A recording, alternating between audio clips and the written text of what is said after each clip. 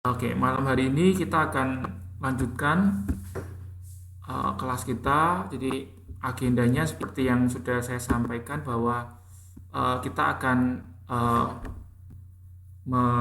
membahas, akan presentasi ya. Dan untuk hari ini yang akan menjadi presenter adalah Mbak Luloh yang akan mempresentasikan mengenai ketenaga kerjaan, hubungan ketenaga kerjaan. Lalu setelah itu kita akan lanjutkan pembahasan dari beberapa soal latihan yang sudah saya siapkan. Nanti kita akan sama-sama bahas ya. Oke, untuk presenter dipersilakan.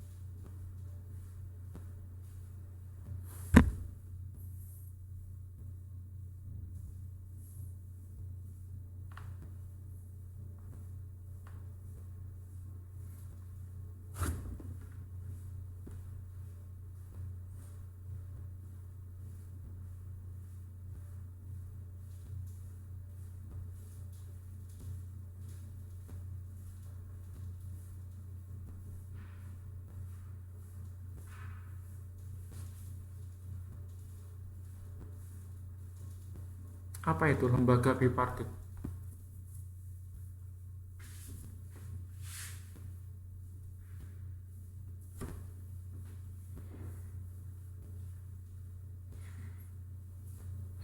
Terus kalau tripartit itu?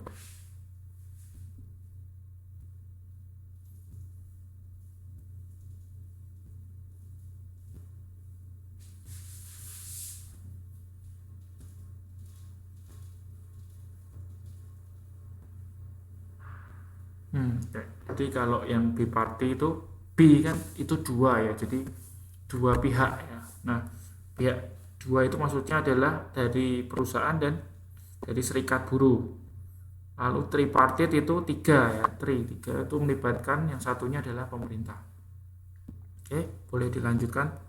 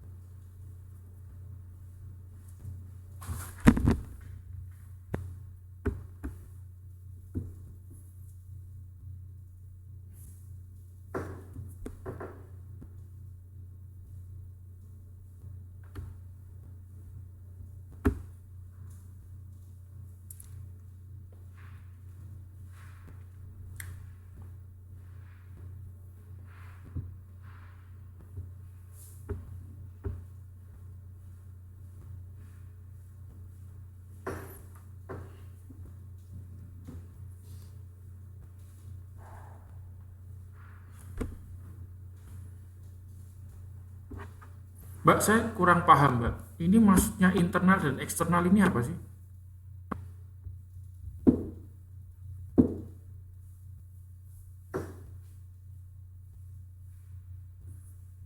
Oke, kalau eksternalnya benar, tujuannya menampung aspirasi, terus tujuannya untuk tim runding, tujuannya untuk mewakili kerjasama, tujuannya menyelesaikan perselisihan, betul ya.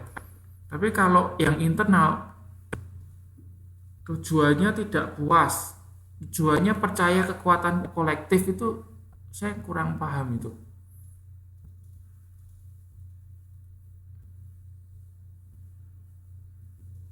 Ngerti nggak maksudnya? Ya kan? Kalau eksternal, oh tujuannya untuk menampung aspirasi, oh ya tujuannya itu. Tapi kalau internal, tujuannya tidak puas. Apa maksudnya tujuan tidak puas? Ini yang mengklasifikasikan internal eksternal ini siapa? Oh seperti itu. Itu tujuan betul.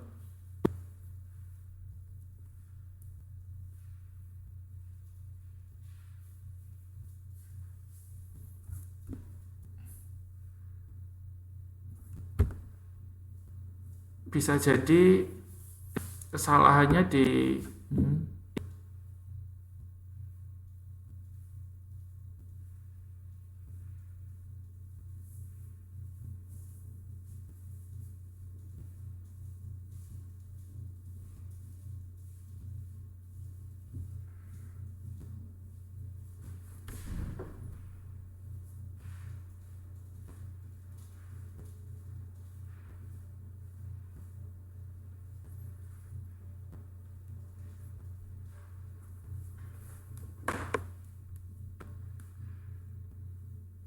A.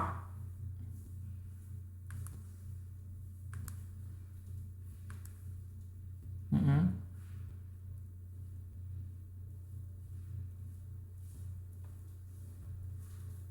Oke, berarti itu bukan tujuan dong, tapi alasan dong. Ya, alasan yang melatar belakangi kenapa kemudian muncul atau didirikan serikat buruh gitu ya. Benar. Oke. Itu internal, berarti itu bukan tujuan ya, tapi itu background, alasan. Oke, kalau yang atas itu fungsi, alasan gitu ya. Lalu yang bawah itu apa?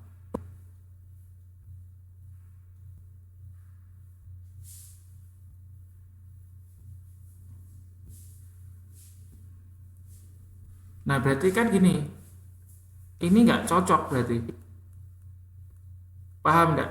Ya, eh, yang salah modulnya atau mbaknya yang bikin peta konsepnya salah. Nah, nah itu kenapa? Jadi gini, buat peta konsep itu nggak gampang. Ya, kalau Anda nggak memahami pasti salah ya kayak gini. Tapi kalau Anda sudah paham betul, nah makanya saya tanya itu nggak mungkin kalau Anda bagi tujuan gitu ya. Kalau tujuannya internal eksternal pasti bisa di logika gitu. Saya nggak masuk logika berarti ada yang keliru. Oke, nanti diperbaiki, tapi masih boleh dilanjutkan ya.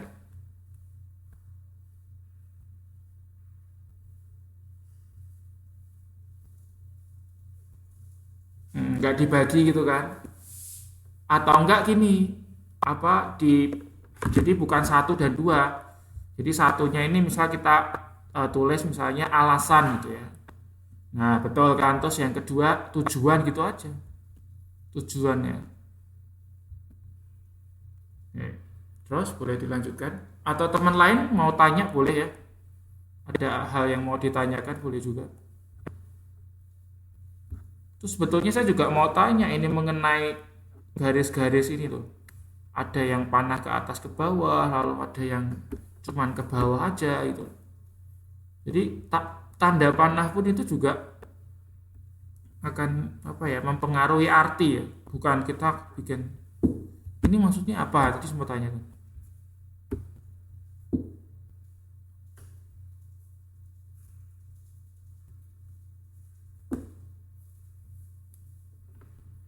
Oke. Mm-mm. Timbal balik.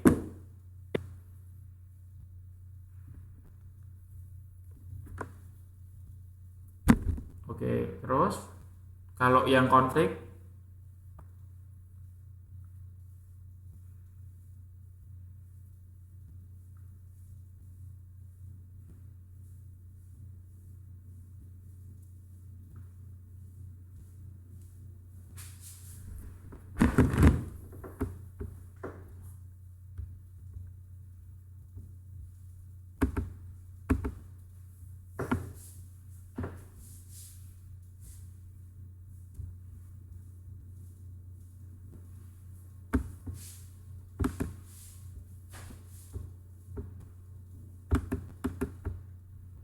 Terus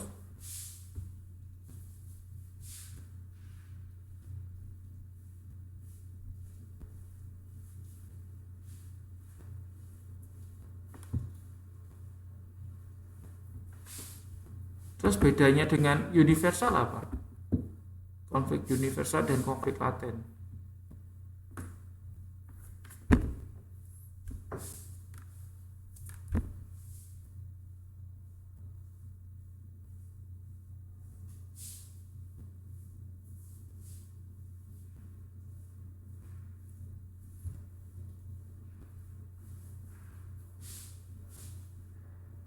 Oke, ada yang bisa menjawab atau menambahkan?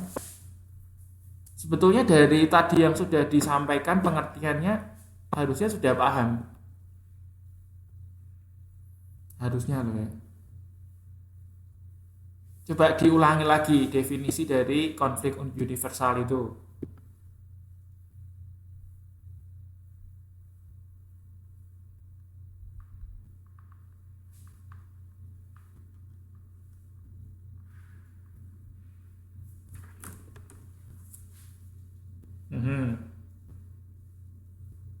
Mhm.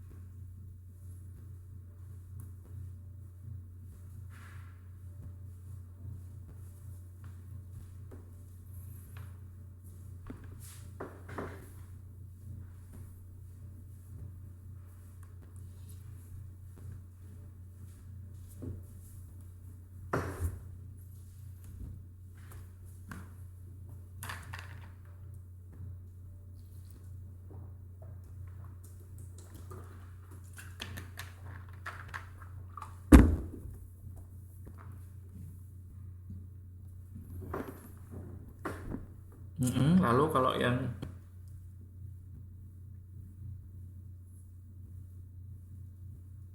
nah itu kok ditulis nyata itu salah itu harusnya tidak nyata kan? Benar nggak? Di modul itu tulisannya apa? Berarti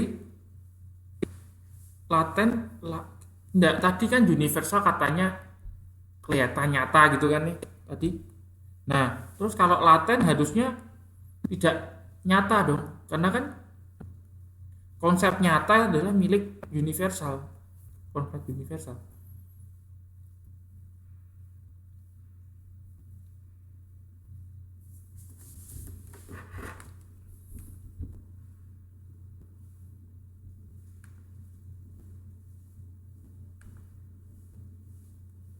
Oke, langsung aja tadi. Jadi gimana tadi?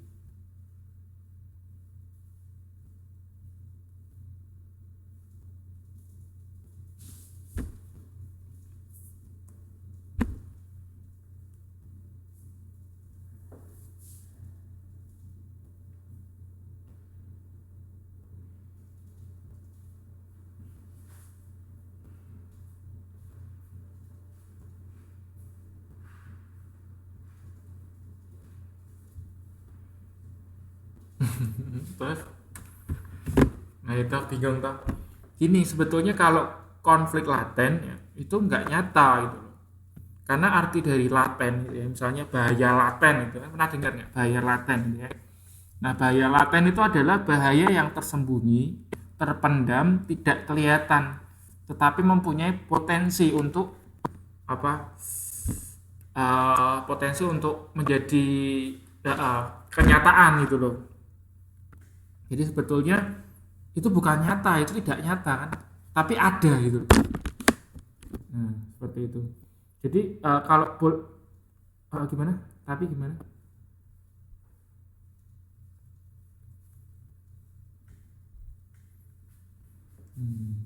Oke, oke. Jadi kemungkinan gini, nyata di sini maksudnya adalah itu mempunyai potensi untuk ya untuk hadir. Konflik itu ada potensi untuk muncul, sorry, ya, ada potensi untuk muncul.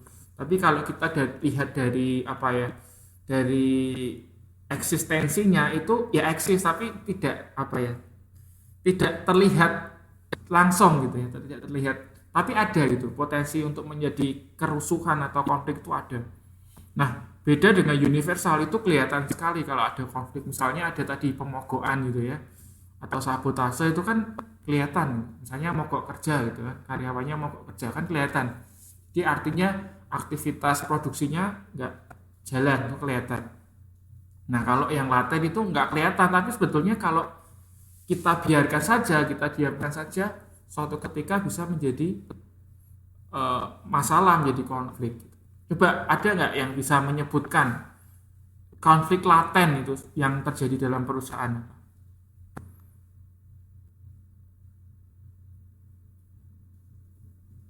Kira-kira apa? Jadi ada konflik yang tersembunyi gitu ya, yang nantinya suatu ketika bisa menjadi masalah besar.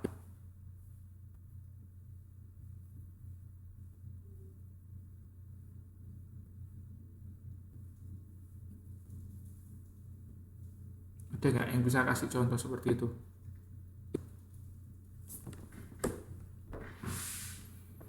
Misalnya aja saya contohkan di Taiwan gitu ya. Nah, beberapa waktu lalu di Taiwan itu, kalau di Taiwan sektor tenaga kerja Indonesianya ya, sektor TKI-nya itu kan ada macam-macam ya. Ada sektor yang kerja di rumah tangga atau domestiknya. Terus ada juga sektor informal dan sektor formal. Nah, kalau sektor formal itu yang bekerja di pabrik gitu kan. Nah, beberapa waktu lalu itu ada kenaikan gaji. Ya, kenaikan gaji, eh, tapi hanya untuk yang sektor formal yang bekerja di perusahaan. Ya, nah ini bisa nggak suatu ketika jadi konflik? Bisa. Antara mana dan mana?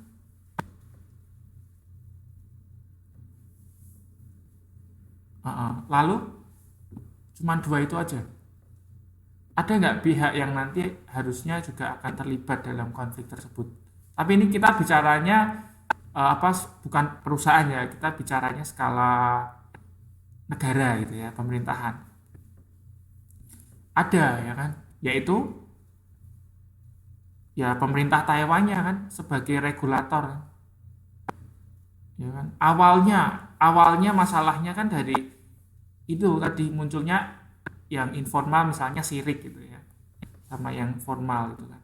Nah, tapi kan nanti pasti akan merembet ke pihak pemerintah yang sebagai apa, pembuat aturan. Nah, apakah ini tergolong konflik laten? Iya, itu konflik laten gitu kan. Itu nggak nyata gitu ya. Karena apa? Karena kan sebetulnya sudah dibuat aturan. Ya, namanya aturan kan harus ditaati gitu kan. Nah, otomatis dari pihak yang pekerja informal, karena itu aturan ya oke deh, nggak apa-apa gitu. Awalnya mungkin ya seperti itu ya, oke. Nah, tapi lama-lama kok ya terasa itu ya. Misalnya temennya yang kerja di perusahaan, wah bisa beli iPhone gitu ya. Nah, HP ku kok sih Samsung ya kan. Yang informal yang seperti itu. Yang itu sudah bisa beli sawah di desa gitu. Nah, aku kok belum bisa. Nah, itu awalnya seperti itu, nggak kelihatan ya kan. Wah, lama-lama dibiarkan, bisa nggak muncul masalah yang lebih besar. Nah, itu dinamakan konflik laten, seperti itu.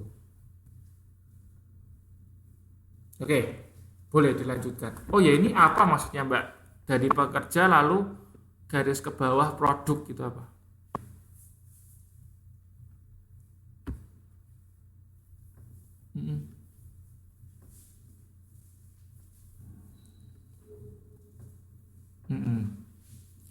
Oh gitu, oke. Ceritanya seperti itu ya. Terus ini belum selesai nih.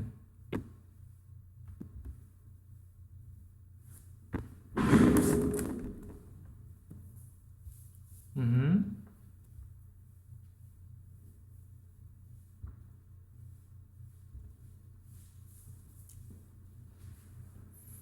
mhm,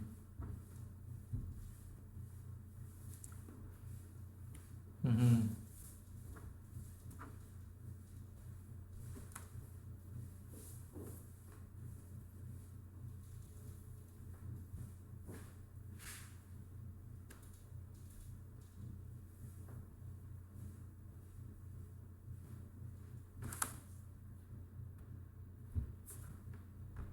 Bedanya di mana Beri? Kalau konflik hak dengan konflik kepentingan.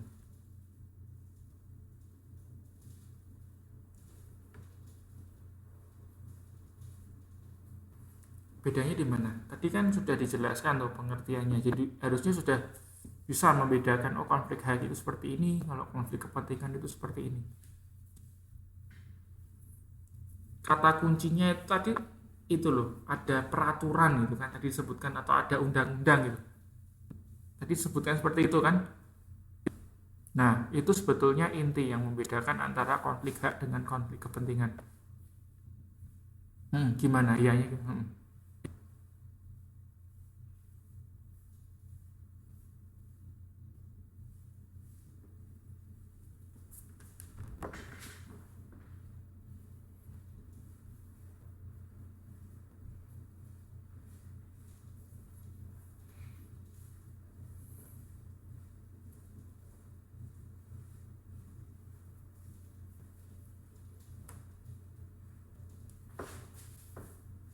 Mhm. Oke, bisa seperti itu perbedaannya ya. Jadi kalau konflik hak itu skalanya lebih gede, ya. Gitu ya. Oke, kalau konflik kepentingan skalanya lebih sempit lagi. Nah, kalau gede itu ya dari yang diatur oleh undang-undang secara umum, undang-undang ketenagakerjaan secara umum, di mana di dalamnya pasti kan mengatur mengenai hak kewajiban dari karyawan. Nah, kalau konflik kepentingan, nah itu pribadi lepas pribadinya sendiri gitu kan. Jadi untuk konfliknya sifatnya lebih privasi gitu kan.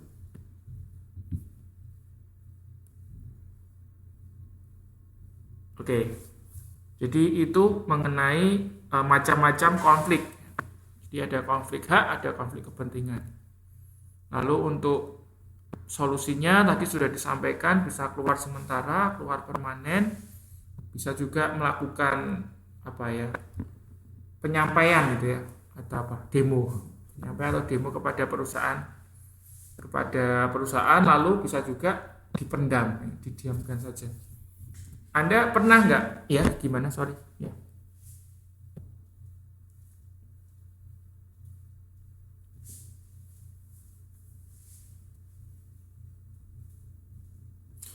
Bisa jadi seperti itu. Ya. Jadi konflik laten memang adanya kan itu pertama didiamkan gitu kan. Ada ignorance. Ignorance itu berarti apa? Pe- apa? Tidak dihiraukan lah. Jadi tidak dibiarkan gitu ya. Betul. Jadi konflik laten itu lahirnya dari ini, diem. Ya, awalnya diem-diem aja gitu kan, tapi dipendam. Ya suatu ketika meledak. Nah, akhirnya juga bisa terwujudlah konflik universal. Jadi sebetulnya konflik universal juga bisa lahir dari konflik laten gitu kan. Awalnya nggak kelihatan gitu kan.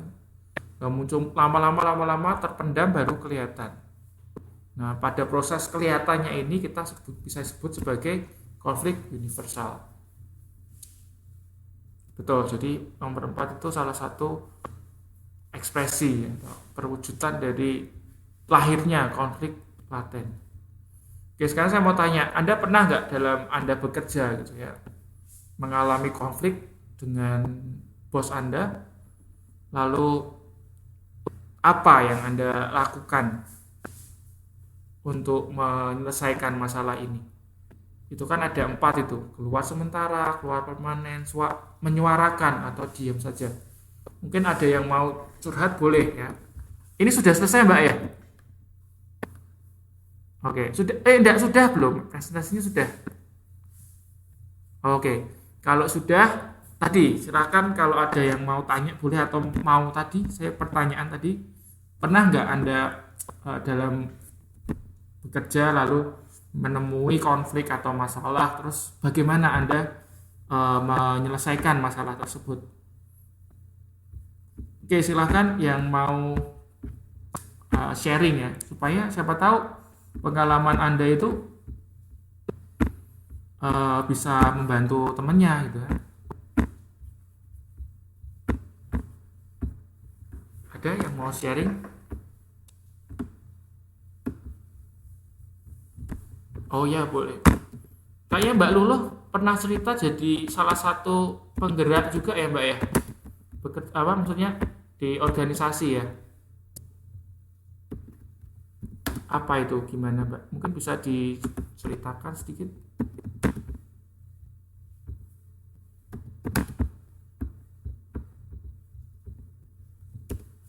Boleh dua-duanya di-sharekan.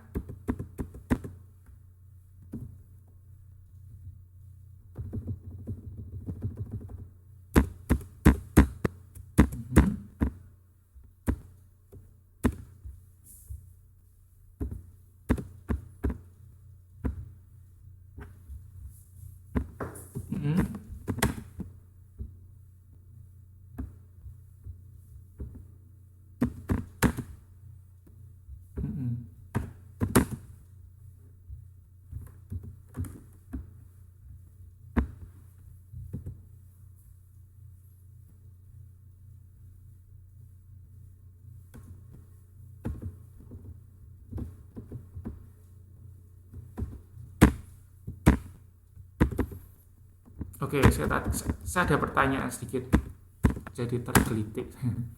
Jadi tadi kan harusnya tadi apa? Ada pro gitu ya, tidak pro kepada karyawan. Jadi kalau kondisi tidak pro artinya ada kondisi yang kontra gitu ya. Oke. Kalau misal saya berpikirnya seperti ini, gimana? Ketika ada pihak yang diprokan, ada juga pihak yang mendapat kontranya. Jadi gini, ketika karyawan itu dikondisikan tidak pro, artinya kontra gitu ya. Lalu benar nggak kalau misalnya artinya ada pihak yang diuntungkan gitu. Nah, oke. Lalu artinya ada ketimpangan gitu loh. Nah, oke.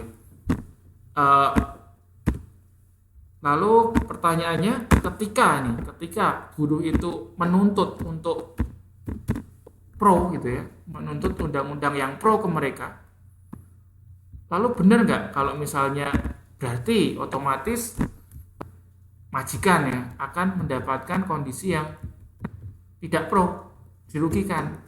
Nah, seperti itu bagaimana Mbak menyikapi? Bener kan? Kalau satunya merasa diuntungkan, satunya pasti kan merasa dirugikan gitu kan. Nah, gimana solusinya? Kan sebagai majikan juga nggak mau loh dirugikan, aku bayar kok dirugikan gitu kan. Gimana Anda coba